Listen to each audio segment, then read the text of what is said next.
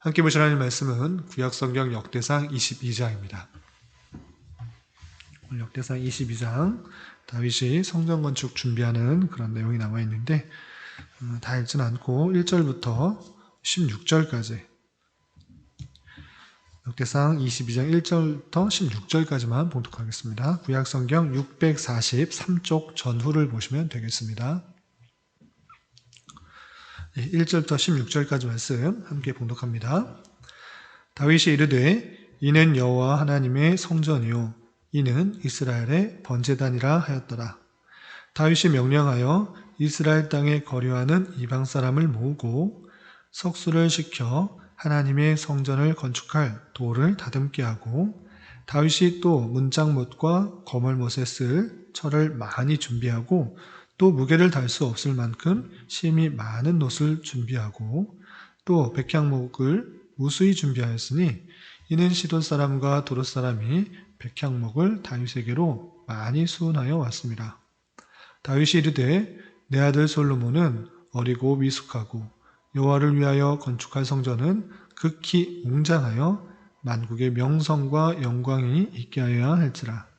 그러므로 내가 이제 그것을 위하여 준비하리라 하고 다윗이 죽기 전에 많이 준비하였더라. 다윗이 그의 아들 솔로몬을 불러 이스라엘 하나님 여호와를 위하여 성전 건축하기를 부탁하여 다윗이 솔로몬에게 이르되 내 아들아 나는 내 하나님 여호와의 이름을 위하여 성전을 건축할 마음이 있었으나 여호와의 말씀이 내게 임하여 이르시되 너는 피를 심히 많이 흘렸고 크게 전쟁하였느니라. 내가 내 앞에서 땅에 피를 많이 흘렸은즉 내 이름을 위하여 성전을 건축하지 못하리라. 보라 한 아들이 내게서 나리니 그는 온순한 사람이라. 내가 그로 주변 모든 대적에게서 평온을 얻게 하리라. 그의 이름을 솔로몬이라 하리니 이는 내가 그의 생전에 평안과 안일함을 이스라엘에게 줄 것임이니라. 그가 내 이름을 위하여 성전을 건축할지라. 그는 내 아들이 되고 나는 그의 아버지가 되어 그 나라 왕위를 이스라엘 위에 굳게 세워 영원까지 이르게 하리라 하셨나니 이제 내 아들아 여호와께서 너와 함께 계시기를 원하며 내가 형통하여 여호와께서 내게 말씀하신 대로 내 하나님 여호와의 성전을 건축하며 여호와께서 내게 지혜와 총명을 주사 내게 이스라엘을 다스리게 하시고 내 하나님 여호와의 율법을 지키게 하시기를 더욱 원하노라. 그때 내가 만일 여호와께서 모세를 통하여 이스라엘에게 명령하신 모든 규례와 법도를 삼가 행하면 형통하리니 강하고 담대하여 두려워하지 말고 놀라지 말지어다. 내가 환난 중에 여호와의 성전을 위하여 급 10만 달란트와 은 100만 달란트와 놋과 철을 그 무게를 달 수 없을 만큼 심히 많이 준비하였고 또 제목과 돌을 준비하였으나 너는 더할 것이며 또 장인이 내게 많이 있나니 곧 석수와 목수와 온갖 일에 익숙한 모든 사람이니라. 금과 은과 놋과 철이 무수하니 너는 일어나 일하라. 여호와께서 너와 함께 계실지로다 하니라. 아멘. 네, 감사합니다. 오늘 말씀 읽기 본문은 역대상 22장입니다.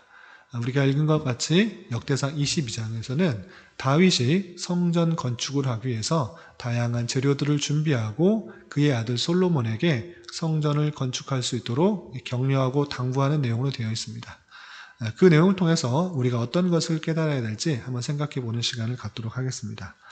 우선 역대상에 있어서 강조되고 있는 내용, 계속적에서 살펴본 것과 같이 포로에서 되돌아온 이스라엘 백성들에게 그의 정체성을 일러주고 깨닫게 해주고 그리고 하나님 나라의 통치의 모본으로서 다윗의 통치를 강조함으로 말미암아 하나님의 나라의 회복들을 꿈꾸며 지낼 수 있도록 기록되었다라고 교훈받은 것입니다. 그렇기 때문에 역대상의 대부분의 내용들에 있어서 그의 족보에 대해서 길게 자세하게 설명함으로 말미암아 그들의 정체성을 다시 한번 심어주는 역할들을 하고 있고요. 특별히 역대상에서 있어서는 다윗 여러 왕들 중에 이스라엘의 여러 왕 중에 다윗의 통치의 모습을 보여줌으로 말미암아 하나님의 나라에 내용들을 회복을 꿈꿀 수 있도록 그렇게 했습니다. 그런데 다윗의 통치에 있어서도 그가 행했던 여러 가지 일들, 또 사적인 일들이 사무엘 하나, 또 열왕기에서는 자세하게 기록되어 있는데 역대기에서는 대부분의 내용들이 생략되어 있습니다. 사적인 잘못들, 또 그의 아들로 말미암는 여러 가지 어려운 일들, 그 내용들이 사무엘 하에서는 많이 자세하게 기록되어 있는데 그런 내용들은 과감하게 생략된 것입니다. 그리고 어디에 집중이 되어 있는가라고 했을 때는 다윗이 통치한 것 중에 성전을 건축하려는 그 마음, 그리고 성전을 건축하기 위해서 준비한 내용들에 대해서 더 초점을 맞춰주고 있는 것입니다. 그러니까 다윗 통치의 핵심은 무엇인가 라고 했을 때는 하나님과의 동행, 그리고 하나님께 예배드리고 제사 드리는 그 내용에 집중하고 있다는 것을 우리가 살펴볼 수가 있는 것입니다. 그래서 역대상 22장에서는 다윗이 성전을 건축할 마음이 있었으나 하나님께서 막으셨고, 그리고 그의 아들을 통해서 성전이 건축될 수 있도록 하셨는데 그것들을 잘 준비한 것, 그 하나님의 말씀을 인정하고 또 그 성전을 잘 건축할 수 있도록 준비하는 내용이 아주 자세하게 기술되어 있는 것입니다. 그렇다면 왜 다윗은 훌륭한 왕이었음에도 불구하고 또 많은 전쟁과의 하나님과 전쟁에서 하나님과 함께함으로 말미암아 승리할 수 있었는데 왜 다윗이 성전을 건축할 수 없었는가? 그 내용부터 살펴보도록 하겠습니다. 그 앞에서도 설명되었는데 그의 아들 솔로몬에게 자신이 성전을 건축하지 못한 이유에 대해서 하나님께서 말씀하신 내용을 아들 솔로몬에게 이렇게 전해주는 내용이 있는데 그 내용을 다시 한번 보도록 하겠습니다.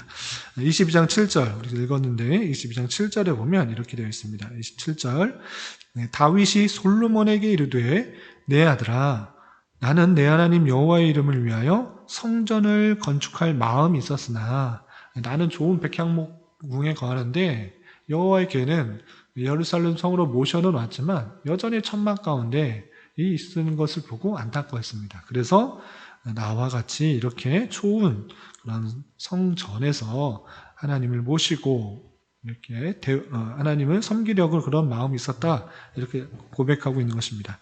그렇지만 8절에 보면 여호와의 말씀이 내게 임하여 이르시되 너는 피를 심히 많이 흘렸고 크게 전쟁하였느니라. 내가 내 앞에서 땅에 피를 많이 흘렸은즉 내 이름을 위하여 성전을 건축하지 못하리라 되겠습니다. 그러니까 다윗이 성전을 건축할 마음이 있었지만 건축하지 못한 이유는 무엇인가 라고 했을 때는 하나님께서 말씀하시되 넌 피가 많다. 내 손에 피가 많이 묻어있다. 전쟁을 많이 했는데 그 전쟁, 힘과 무력으로서 세워지는 나라가 하나님 나라가 아니라는 것들을 알려주기 위해서 너는 그 성전을 건축할 수가 없다 이렇게 말한 것입니다.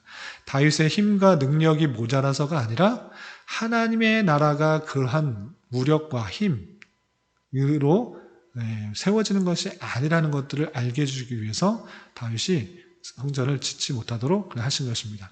그러면 어떻게 그럼 성전을 짓도록 하였는가? 나왔을 때는 다음에 이어지는 내용에 이렇게 말하고 있습니다. 9절 보면 보라 한 아들이 내게서 나리니 그는 온순한 사람이라 내가 그로 주변 모든 대적에게서 평온을 얻게 하리라.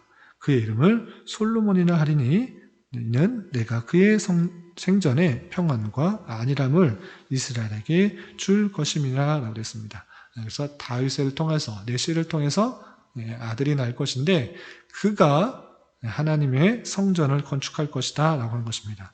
그리고 그는 전쟁을 통해서 힘과 무력으로 나라를 완성시킨 것이 아니라 평안함과 안일함과 안락함을 주는 그런 사람으로서 표본을 제시했는데 그 이름이 솔로몬이다 이렇게 표현한 것입니다. 솔로몬은 잘 아시는 단어 평안이라는 샬롬의 근원과 같은 것입니다. 그래서 평온이라는 뜻을 갖고 있는 솔로몬 그를 통하여서 성전이 건축되게 될 것이다.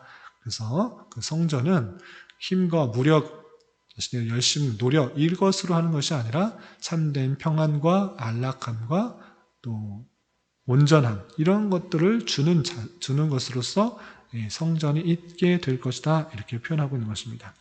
그래서 계속해서 10절에 보면 그가 내 이름을 위하여 성전을 건축할지라 그는 내 아들이 되고 나는 그의 아버지가 되어 그 나라 왕위를 이스라엘 위에 굳게 세워 영원까지 이르게 하리라 하셨나니 라고 하면서 그의 아들을 통해서 성전이 건축되고 그가 내 아들이 되고 나는 그의 아버지가 되어 그 나라의 왕위를 이스라엘에 굳게 세워 영원까지 이르게 될 것이다 이렇게 솔로몬에게 말해주고 있는 것입니다.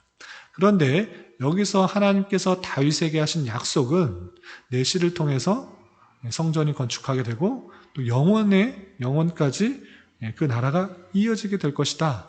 이렇게 했을 때 단순히 솔로몬에게 해당되는 말로 그치는 것인가 라고 할 때는 우리는 앞서서 살펴본 것 같이 그 언약은 단순히 솔로몬에서 그쳐지는 약속이 아니라는 것들을 알 수 있습니다. 이때 당시 포로에서 되돌아온 이스라엘 백성들도 이 내용이 단순히 솔로몬에서 그쳐지는 것이 아니라는 것들을 깨달았을 것입니다. 왜? 한참 흘러보니 솔로몬의 또 부패로 말미암아 또 나라가 나뉘게 되는 그런 여러 가지 상황들 보았고 그 지금 현재는 나라조차 없는 이스라엘이라는 하나님의 나라 그 나라가 온전히 세워지고 있지도 않는 그런 가운데 있기 때문에 이것이 단순히 솔로몬에서 그치는 내용이 아니라는 것을 그들도 알고 있는 것입니다.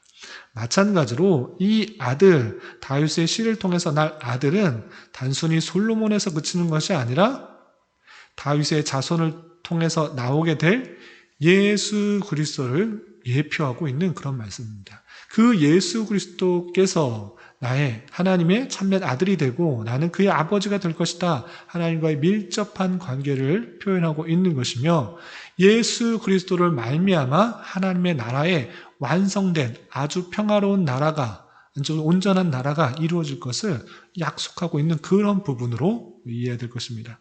포로에서 되돌아온 이스라엘 백성들도 다윗의 씨, 다시 오실 메시아 그분을 기다릴 수 있도록 하는 그런 말씀으로 배울 수가 있는 것입니다. 그렇기 때문에 다윗은 그를 위하여 1차적으로는 솔로몬을 위하여서 성전이 건축되고 하나님을 모실 성전을 온전히 건축하는데 힘을 다하고 있었던 모습을 볼 수 있습니다. 다윗이 하나님을 모시기 위해 또한 내 대를 이어서 씨를 통해서 성전 하나님을 모실 그 곳을 만들기 위해서 어떤 준비를 했는가 그 내용을 조금 더 살펴보도록 하겠습니다. 2절부터 4절까지는 많은 재료들을 모았다는 내용들이 나오는데 보면 2절부터 4절 제가 읽어보겠습니다. 다윗이 명령하여 이스라엘 땅에 거류하는 이방 사람을 모으고 석수를 시켜 하나님의 성전을 건축할 돌을 다듬게 하고 돌을 다듬도록 한 것입니다. 3절 다윗이 또 문짝목과 거멀못에 쓸 철을 많이 준비하고 또 무게를 달 수 없을 만큼 심이 많은 놋을 준비하고 또 백향목을 무수히 준비하였으니 이는 시돈 사람과 두롯 사람이 백향목을 다윗에게로 많이 수운하여 왔습니다 라고 하면서 돌, 그다음에 철, 놋, 백향목 성전에 쓰일 만한 그런 다양한 재료들을 많이 준비하고 있는 것입니다. 또한 14절 이하 16절 보면 내가 환난 중에 여호와의 성전을 위하여 금 10만 달란트와 은 100만 달란트와 놋과 철을 그 무게를 달 수 없을 만큼 심히 많이 준비하였고 라고 되어 있습니다. 금 10만 달란트가 어느 정도인가? 은 100만 달란트가 어느 정도인가? 한 달란트는 지금으로 따지면 약 34kg 정도 되는 그런 정도의 무게였습니다.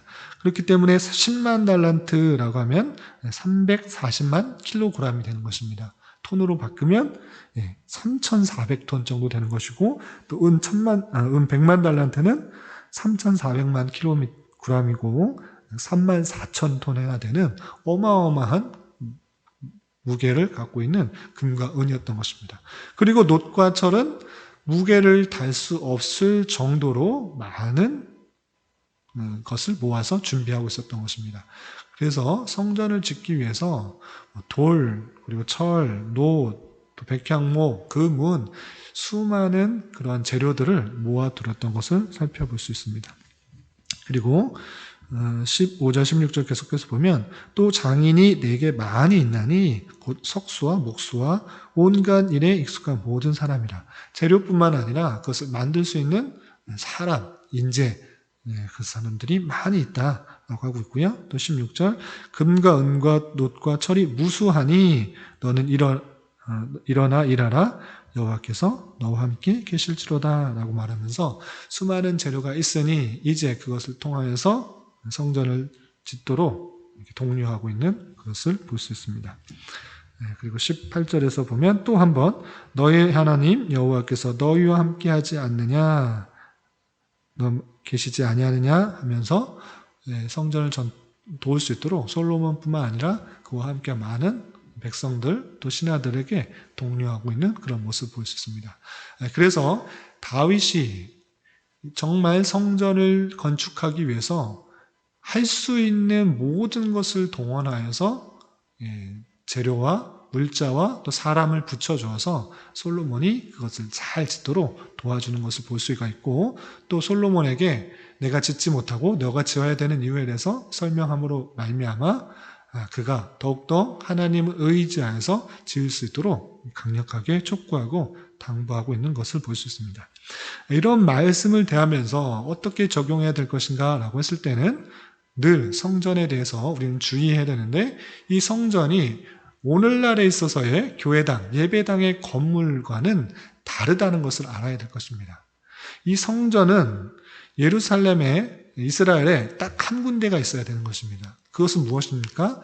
하나님께서 우리와 함께 계시다는 것들을 보여주는 예표일 뿐만 아니라 그곳에서 해야 되는 주요 임무는 번제단, 제단을 쌓는 것이었습니다. 제단을 통해서 하나님께 제사를 드리는 것이었습니다. 그렇기 때문에 그것은 다름 아니라 오직 예수 그리스도를 예표하는 역할을 하고 있다는 것입니다.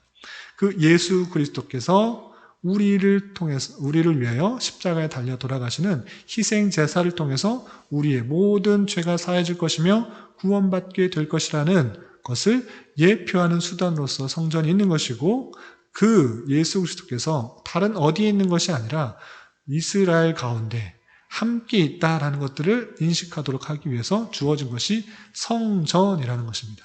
그래서 성전을 준비한다라는 것은 예수 그리스도를 준비하는 마음, 예수 그리스도를 대하는 마음, 예수 그리스도를 예표하는 것으로 생각해야 되는 것입니다. 그래서 오늘날에 무슨 성전을 짓는다, 성전 건축한다 라고 하는 말은 상당히 조심스러운 것입니다. 이미 성전은 예수 그리스도께서 이 땅에 오심으로 말미암아 온전히 드러난 것이고 그가 십자가에 달려 돌아가심으로 말미암아 그의 모든 성전에 대한 그 모든 것들은 이루어진 것입니다.